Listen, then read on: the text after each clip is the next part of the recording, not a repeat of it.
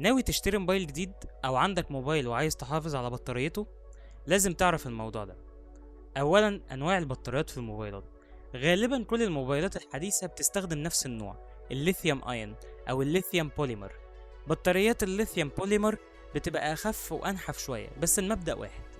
انواع الشحن بقى، انواع الشحن بتبقى شحن تقليدي 5 واط او 10 واط، ده الشحن البطيء اللي بياخد وقت طويل عقبال ما يملى البطارية. الشحن السريع 18 واط و30 واط اشهر في الموبايلات المتوسطة، بيشحن الموبايل في حوالي ساعة ونص. الشحن السريع جدا بقى من 50 واط ل 120 واط في الفلاج شيب الحديثة زي الوان بلس والشاومي 13 والسامسونج اس 24 الترا، بيشحن 50% في اقل من ربع ساعة. لكن الشحن السريع ده ليه سعر برضه، وهو انه بيزود حرارة البطارية، فممكن يقلل عمر البطارية مع الوقت. اخطر الاخطاء اللي بتضر بطارية موبايلك بقى: واحد، شحن الموبايل طول الليل. موبايلات النهارده ذكية بتوقف الشحن عند 100%، بس الحرارة ممكن تضر البطارية لو الجهاز محطوط في مكان مغلق او جراب سميك. 2، شحن الموبايل في اماكن حرارتها عالية، ده بيقلل عمر البطارية بشكل كبير. 3، استخدام شواحن غير اصلية، ممكن تضر البطارية وتشحنها بطريقة مش صح. 4، تفريغ البطارية بالكامل باستمرار، الأفضل تشحن لما توصل ل 20% أو 30% بدل ما تسيبها توصل للصفر. نصايح إضافية: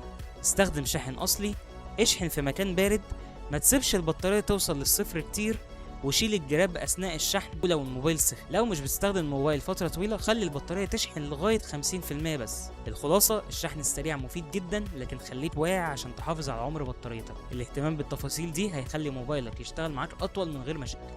في الحلقة الجاية الكاميرات وأنواعها وإزاي تختار موبايل بكاميرا مناسبة ليك.